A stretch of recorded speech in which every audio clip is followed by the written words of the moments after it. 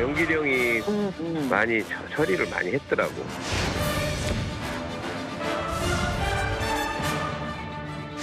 녹취의 내용은 상당히 충격적이고 구체적입니다.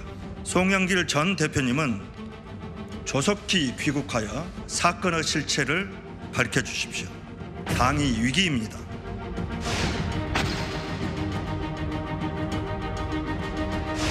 $50만 원은 사실 이게 한 달 밥값도 안 되는 돈이긴 하거든요. 어찌되었건 좀 참 금액이 너무 좀 이렇게 크진 않아서.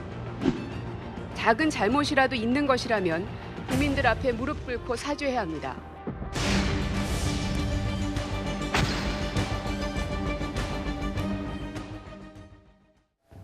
예, 오늘 뉴스탑10은 검찰 수사 속보를 만나보기 전에요.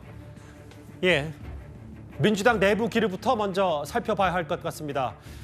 돈봉투 의혹에 대해서 이틀 전에 이재명 대표가 90도로 고개를 숙이며 공식 사과를 했지만 이 또한 진정성이 없는 것 아니냐는 지적이 오늘 나왔습니다. 바로 그 이후에 나온 민주당 의원들의 발언 때문입니다. 한번 들어보겠습니다. 이번 일로 국민 여러분께 심려를 끼쳐드린 점에 대해서 당 대표로서 깊이 사과드립니다.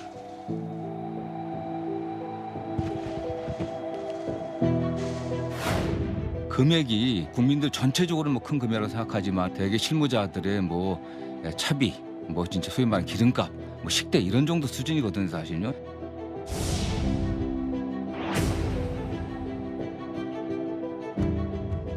당내 경선도 실제 민주주의 표상인데 그러한 문제가 불거졌다고 하면은 그렇기 때문에 지금 민주당이 상당히 어려움에 있는 거고 또 큰 폭풍이 좀 몰아치고 있는 거 아니겠습니까? 그런 것은 잘못됐다고 봅니다.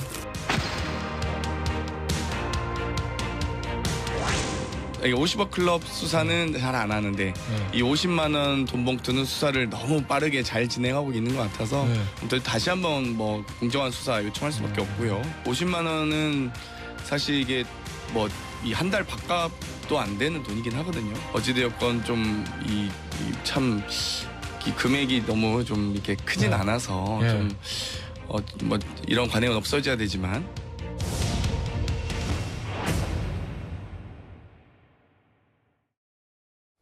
여러 민주당 의원들의 상황인식, 현실인식 얘기를 좀 해보려고 해요. 어제 분명히 저희가 뉴스탑10에서도 꼬집었습니다. 정성호 의원 얘기. 실무자들의 이거 차비와 기름값 정도, 밥값 수준이다. 정성호 의원이 분명히 본인도 오늘 사과를 했는데 민주당의 최고위원 가운데 한 명인 장경태 의원이 오늘 아침에 50만 원, 한 달 밥값도 안 되는 돈이다. 이렇게 얘기를 했습니다. 이 녹음 파일을 보면 봉투가 두 가지입니다. 300만 원짜리 봉투가 있고요. 50만 원짜리 봉투가 있죠. 50만 원짜리 봉투는 주로 실무자들한테 간 거고 300만 원짜리 봉투는 현역 의원들한테 간 거잖아요.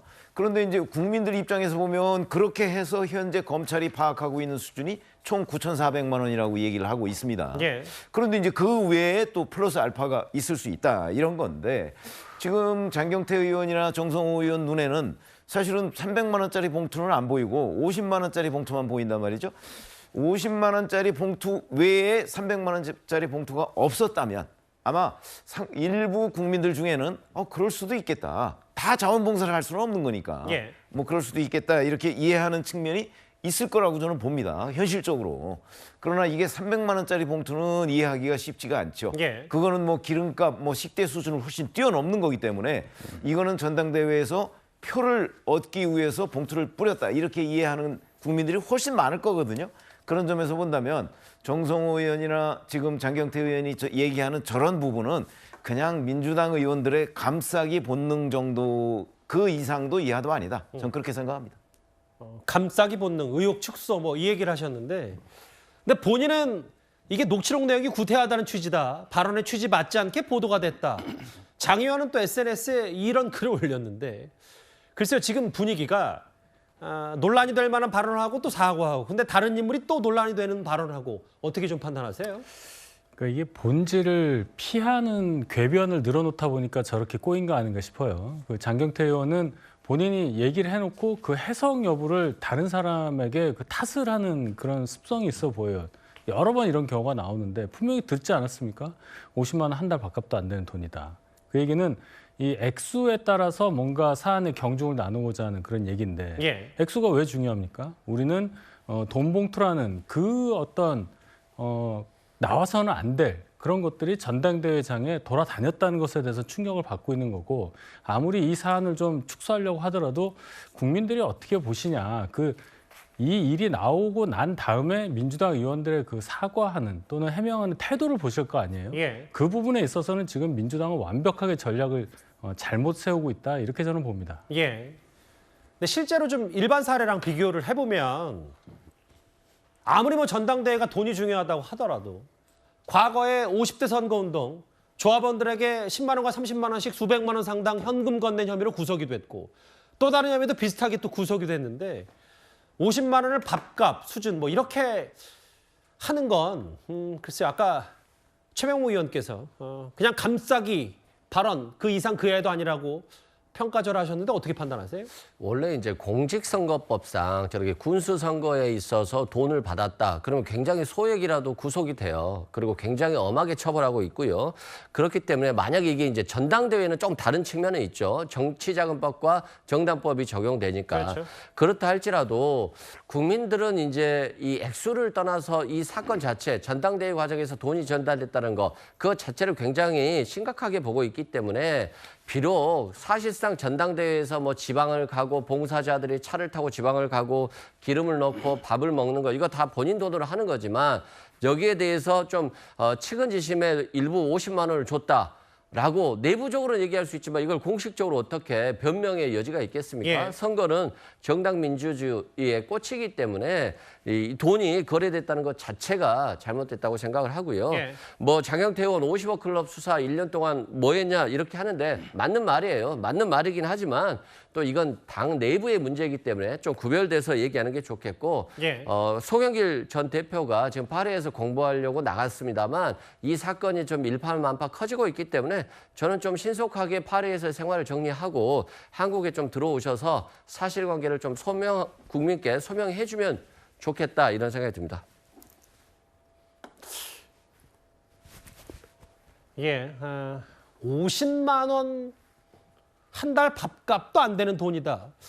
글쎄 뭐를 어떤 취지에 맞지 않게 보도했는지 저는 잘 모르겠습니다만 일단 이 발언 때문에 어제 오늘 이재명계의 좌장 혹은 민주당의 지도부 가운데 한 명이 두 의원 꽤 여러 비판을 많이 받았습니다. 잠시만요. 조금 전에 프랑스 파리 현지에서 새로운 영상 하나가 들어왔습니다. 바로 송영길 전 대표가 취재진 앞에서 기자들 앞에서 몇 가지 입장을 좀 밝힌 것 같은데요.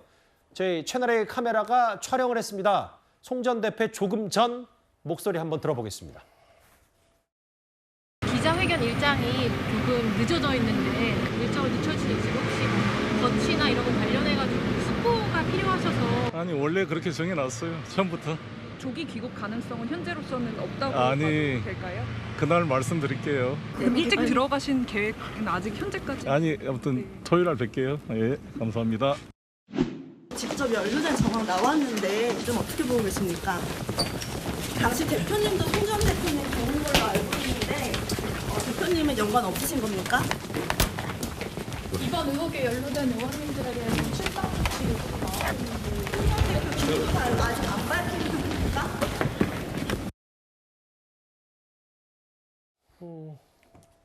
이 영상입니다.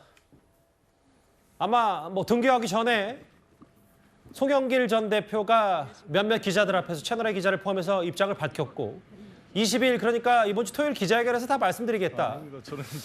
그리고 조기 귀국에 대해서는 여전히 좀 부정적인 것 같고 회견 일정을 처음부터 원래 그렇게 정해놨다. 이렇게 송 전 대표가 조금 전에 얘기를 하는데 조기 귀국 가능성 그러니까 이재명 대표가 요청을 했기 때문에 30분 정도 통화를 한 것으로 알려졌고 그런데 22일 기자회견에서 그 날 관련 입장을 말하겠다. 어떻게 좀 조금 전 메시지 해석하셨어요? 제가 보기에는 22일 날 무슨 얘기를 할 것인가에 대해서 아마 확실하게 정하지 않은 것으로 보여요. 그게 왜 그러냐면 예. 지금 이 상황 파악이 잘 안 됐을 거예요. 송영길 전 대표가 당시에 2021년 2년 전이잖아요. 그러니까 그 당시에 이런저런 뭐 돈봉투 문제나 이런 거를 저는 보고 받았다고 보는데 이게 이제 녹음 파일에서 그게 다 나와 있고 그러나 그걸 명확하게 기억을 못할 수도 있고 본인이 그다음에 또 하나는 그 당시 그 내용과 관련해서 이정근 그 녹음 파일에 자기 육성이 있는지 없는지 그다음에 뭐 현역 의원들 뭐 윤관석 의원이나 뭐 이런 사람들이 이제 돈 봉투를 만들고 뭐 이렇게 좀 전달하고 했던 것으로 보이지만 그 육성은 어디까지인지 검찰은 어디까지 알고 있는지 이런 부분에 관해서 저는 송영길 전 대표가 좀 판단할 아마 자료가 조금 부족할 가능성이 저는 있다고 보거든요. 예. 그렇기 때문에 22일 이렇게 날짜를 좀 길게 잡아놓은 이유는 아마 그 즈음까지 상황 파악을 정확하게 해서 어떻게 대응하는 것이 좋을 것인가. 더군다나 당내에서도 지금 조기기국에 관해서는 한 목소리로 뭐 친명, 친문 뭐 가릴 것 없이 한 목소리로 요구하고 있잖아요. 예. 이 부분을 송영길 전 대표가 정면으로 거부하는 것도 쉬운 일은 아니거든요. 그런 점에서 본다면 한 며칠 정도 이 당내 사정, 그다음에 검찰 측의 수사 분위기 예. 뭐 이런 것들을 종합적으로 판단해서 22일 날 입장을 밝히려고 하는 것 아닌가. 그래서 아직은 명확하게 정하지 않은 것 아닌가. 이렇게 저는 관측을 합니다. 여러 그 메시지들이 좀 조율이 덜 됐다고 보시는군요. 그러니까 이번 주 토요일 22일 기자회견 내용을 여전히 좀 본인 스스로도 되새기고 가다듬고 있는 거 아닌가. 이건 정치적인 부분이고 만약에 오늘 저 부분을 법적인 부분으로 좀 서정욱 변호사가 보셨을 때는 최근에 국민의힘에서는 송 전 대표가 이렇게 시간 끄는 게 법적으로도 본인도 이제 변호사 출신이기 때문에 뭔가 법적인 대응 전략 혹은 뭐 검찰에서나 국민의힘에서는 좀 더 의심하고 있는 건 이거 혹시 입 맞추기 위해서 시간 버는 거 아니냐 뭐 이런 생각도 하고 있던데 어떻게 좀 판단하십니까? 뭐 본인은 이제 아마 여러 사람들이 어떻게 진술하는지 미리 보고 이제 그게 맞춰서 아마 변론 전략을 짜는 게 아닌가. 예를 들어 이제 보좌관은 뭐라고 진술하는지 또는 이제 뭐 이정근 씨나 그 남편요 어떻게 진술하는지 또는 이제 윤관석 의원이나 다른 분들에게 진술을 보고 대응을 하겠다. 그래서 저는 이제 안 들어오는 걸로 보는데 문제는 이제 그럴수록 저는 상당히 오히려 역효과가 날 것이다. 왜냐하면 이게 안 들어올수록 계속 언론 보도도 오래 갈 것이고 여론도 악화되는 거고요. 수사도 더 계속하기 때문에 저는 오히려 이게 자살 행위가 아닌가 이런 생각이 들고 아마 이제 본인 입장에서는 들어오자마자 저는 이제 구속이 될 가능성이 상당히 높다 봅니다. 요즘 이게 제가 본 판례 중에 돈 가지고 구속 안 된 건 못 봤어요. 10만 원이든 20만 원이든 뭐 조합장 선거든 일반 선거든 요즘 이게 돈 뿌리는 거는 거의 다 이게 구속이 되고 그리고 이제 이거는 액수가 현재까지 9,400만 원 현재까지 최소고 그리고 이게 법에 보면 정당법에도 그냥 단순하게 수수하면 3년인데 예를 들어 이게 지시하거나 이런 알선하거나 요구하거나 이런 거는 이게 5년입니다. 그리고 이제 정치자금법에도 또 5년이에요. 두 개 죄로 2개 처벌됩니다. 이중으로. 따라서는 아마 이게 본인이 구속을 좀 피하기 위한 이런 목적 하나로 소나기 피하고 보자. 그다음에 두 번째는 그 사이에 말을 좀 맞추고 다른 사람 진술을 어떻게 하는지 보고 이게 말 맞추는 이런 게 목적으로 안 들어오는 게 아닌가 이렇게 보고 있어요. 뭐 그거를 이제 통상 법적인 대응 전략이라고도 표현하고 아까 자살행위라는 표현을 쓰셨는데 그것보다는 송 전 대표의 악수 아니냐 이렇게 제가 순화를 하겠습니다. 조금 전에 프랑스 현지에서 들어온 새로운 영상, 송 전 대표는 분명히 22일 토요일 기자회견에 좀 무게를 두고 있는데 글쎄요, 아무래도 민주당 모든 의원들 저 송 전 대표의 지금 입만 바라볼 수밖에 없는 상황입니다. 다시 저희가 준비한 이 얘기로 좀 돌아와 보겠습니다. 어제 분명히 검찰은 녹음 파일을 언론사에 유출한 적이 없다 이렇게 말했지만 여전히 민주당 의원들은 검찰을 겨냥했고요. 여기에 대해서 여기에 나와 있는 장경태 의원 녹음 파일이 짜깁기도 했다는 주장도 했습니다. 만약에 이제 그 부분도 녹취 파일도 지금 상당히 원본이 아닌 편집된 파일들 아니겠습니까? 그래서 짜집기 된 파일로 보이는데요. 보통 뭐 다 아시겠지만 이 보통 증거 물품 같은 경우는 상당히 보안을 철저히 유지하지 않습니까? 그런데 이렇게 연이어서 수사 기밀이 유출된다라고 한다면 그 수사팀도 좀 문제가 있겠죠. 특수부 수사는 항상 정치적 고려를 하고 시기를 골라서 수사 내용을 유출하고 그 수사 시기를 결정해 왔습니다. 윤석열 정부가 지지율이 폭락하자 국면 전환용으로 이걸 터뜨린 것이 거의 분명하다라고 보이고요. 지금 이 시점에 이런 방식으로 검찰이 내용을 흘리는가 이런 생각도 하고요. 저희가 또 의원들을 체크해 보니 예. 전혀 그런 사실이 없다고 하고요. 우선 저는 한 명 체크를 했습니다. 김남국 의원, 국면전환용 다시 한번 주장했고 수사 내용 그래서 검찰이 유출한 거다. 서영교 의원, 한 명 확인해 보니까 사실 아니더라. 이건 어제 얘기긴 한데 장경태 의원 짜깁기 얘기를 좀 했거든요. 근데 그 주어가 없잖아요. 누가 이게 짜집기 했다는 거예요. 예를 들어 이제 검찰이 한 건지 이정근 씨가 한 건지 아니면 이게 그 도대체 언론 뭐 종편에서 한 건지 도저히 주어가 없어요. 누가 짜깁기 했는지 이게 말이 안 되고요. 그리고 이제 그 짜깁기 하는 게 뭐냐면 녹취록 중에 일부를 잘라내고 하는 거거든요. 예. 조작하는 거예요. 그러면 이게 저희가 들어보면 앞뒤 이게 문맥이 안 맞을 거 아닙니까? 예. 근데 지금 녹취록을 보면 자연스럽게 육하원칙에 따라 문맥이 맞거든요. 제가 보기에 짜깁기 의혹이 전혀 없는데 아무런 근거도 없이 도대체 누가 했는지도 밝히지 못하면서 무조건 이렇게 그 짜깁기다 이렇게 말하는 거는 진짜 무책임하고요. 그다음에 두 번째 더 심한 게 검찰에서 기밀을 유출했다. 이게 저는 심각하다 봐요. 왜냐하면 우리가 이제 보통 그 녹취록이나 증거를 아는 사람은 검찰, 그다음에 그 법원도 알아요. 왜 증거로 내기 때문에 예. 법원, 그다음에 그 당사자 피고인이 알고요. 그다음에 변호사도 압니다. 근데 보통은 이제 기자들 취재할 때 보면 변호사 저도 하다 보면 많이 취재가 와요. 예. 저희 대장도 하다 보면 그러면 이제 그 여기서 이게 변호사나 당사자는 주도 기자한테 주도 이게 처벌 조항이 없어요. 근데 법원에서 유출하면 공무상 비밀 누설이고 그다음에 검찰이 유출하면 두 개제가 돼요. 피의 사실 공표와 공무상 비밀 누설이 됩니다. 그러니까 법적인 문제가 된다는 말씀이시죠? 아주 이게 엄한 처벌이 되는 거죠. 예. 이런 걸 이게 과연 기자들한테 이게 검찰이 줄까요? 본인 구속 각오하고 저는 이게 아무 근거도 없이 뭐가 나오면 이게 다 검찰이다. 검찰이다 하는데 제가 보기에는요. 이번에 그 이정근 씨 남편이요. 이틀 전에 그 USB하고 또 핸드폰 다른 거 있잖아요. 이걸 검찰에 자진 갖다 줬거든요. 그렇다면 이게 저는 이정근 씨나 그 남편이나 이쪽이 언론사에 줄 수도 있는 거고 또 이게 정철성 변호사가 변호인입니다. 변호인 측이 할 수도 있는 거고 여러 가지 루트가 있는데 왜 모든 게 검찰만 아무 근거 없이 공개하느냐. 이렇게 저는 무책임한 발언을 보는 거예요. 저는 장경태 의원이 얘기한 것 중에 본인이 그 두 가지 주장이 충돌한다고 보거든요. 뭐 검찰에서 유출한 것처럼 지금 자꾸 몰아가고 있잖아요.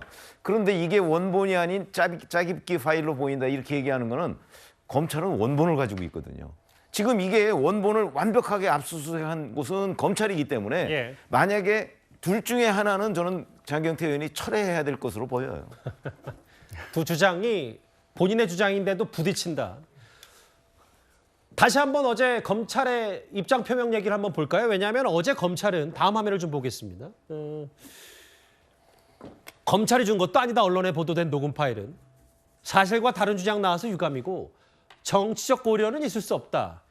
모르겠습니다. 검찰이 어제 이렇게 입장을 밝혔더라도 본인들은 본인 주장을 할 수 있는데 근데 이제 본인 주장을 떠나서 짜깁기 그러니까 입맛에 맞게 편집한 거 아니냐라는 주장까지 하는 건 뭐 이것 또한 다시 본질이 아닐 수 있고요. 어떻게 좀 판단하세요? 그건 너무 나간 얘기죠. 그 증거가 나왔는데 본인이 수사 담당자도 아니고 수사하는 과정에서 뭐 변호인으로 입회한 것도 아니고요. 우리는 언론을 통해서 접했습니다. 누가 들어봐도 굉장히 자연스러운 대화의 흐름이었고 어디서도 그것을 편집을 했다거나 짜깁기한 흔적이 보이지 않는데 덮어놓고 본인들한테 불리하니까 이건 짜깁기다 얘기하고 서영교 의원 보세요. 자기가 한 명 확인해봤더니 받은 적 없다고 그랬다. 이런 얘기가 무슨 의미가 있나요? 그 의원은 누굽니까? 그런 얘기 하면서 뭔가 해명을 하든지 해야죠. 그리고 더 중요한 거는 항상 이런 얘기하면은 검찰이 이 정권의 지지율이 좀 떨어질 때 뭔가 정치 전략상 이런 걸 터뜨린다 이런 얘기를 해요. 저는 이거야말로 정말 잘못된 얘기 같아요. 늘 이재명 대표 등장 전후로 해서부터 민주당에서 하는 얘기는 어떤 사법 리스크 관련한 얘기가 나오면은 항상 이 얘기를 합니다. 정치 탄압이다. 정치적인 수사다. 그래서 이재명 대표는 결국 당원 당규도 무시하고 계속 지금 대표 직위에 있는 거고요. 지금도 똑같이 이렇게 나갑니다. 제가 좀 이해가 안 가는 것은 똑같은 사람의 녹취록으로 나온 농래 의혹 건에 대해서는 정치 탄압이라고 하면서 체포동의안을 부결시켰습니다. 근데 똑같은 사안에 대해서는 왜 또 이렇게 다르게 나오는지 민주당에서 저는 그 해명을 좀 듣고 싶은데 뭐라고 하실지 궁금합니다.